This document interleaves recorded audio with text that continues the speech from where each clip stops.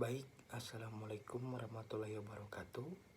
Nama saya Bagas Rifki Dianto dengan NPM 21100000102. Di sini saya akan menjelaskan sedikit rangkuman materi tentang kewirausahaan dan yang lainnya, di mana kewirausahaan adalah proses untuk menciptakan bisnis atau usaha baru dengan tujuan untuk mendapatkan keuntungan.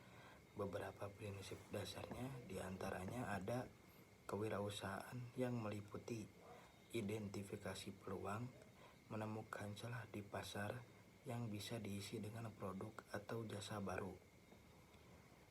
Yang kedua, inovasi, mengembangkan ide-ide baru dan kreatif untuk memenuhi kebutuhan pasar. Yang ketiga, manajemen risiko, mampu mengambil risiko yang terukur dan mengelola ketidakpastian. Yang keempat, visi dan misi, memiliki pandangan jangka panjang tentang apa yang ingin dicapai dan bagaimana mencapainya.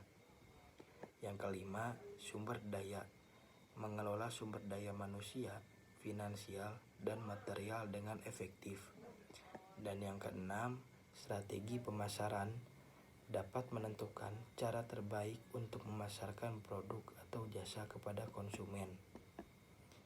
Yang kedua, ada entrepreneur dalam profesi hukum, di mana seorang sarjana hukum yang berjiwa wirausaha akan membawa pendekatan inovatif ke dalam praktik hukum.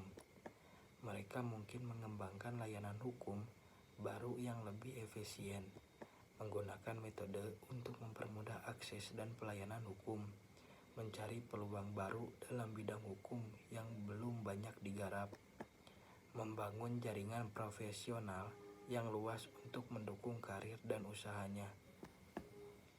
Dan yang ketiga, hal-hal prinsip dalam entrepreneur yang menguatkan profesi sarjana hukum. Yang pertama, ada inovasi, menggunakan cara-cara baru untuk menyelesaikan masalah hukum atau menyediakan layanan hukum. Yang kedua, ada manajemen risiko, di mana ini dapat melatih kemampuan untuk mengidentifikasi dan mengelola risiko yang dihadapi klien. Yang ketiga, jaringan dan relasi, membangun hubungan dengan klien, rekan kerja, dan profesional lain yang dapat mendukung perkembangan karir. Dan yang keempat, ada keterampilan manajerial, mampu mengelola firma hukum atau praktik pribadi dengan baik.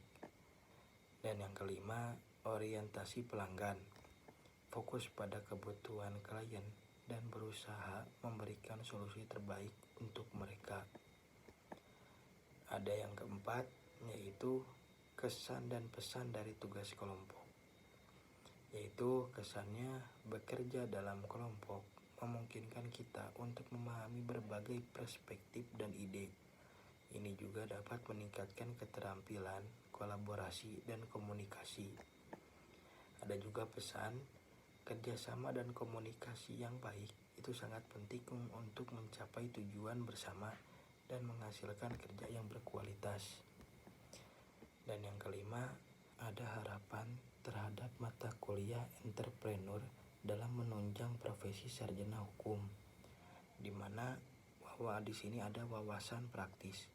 Mata kuliah ini diharapkan memberikan wawasan tentang bagaimana prinsip-prinsip kewirausahaan dapat diterapkan dalam bidang hukum. Yang kedua, ada keterampilan manajerial. Di sini membantu mengembangkan keterampilan manajerial yang diperlukan untuk mengelola praktik hukum atau firma hukum. Yang ketiga, ada mentalitas inovatif.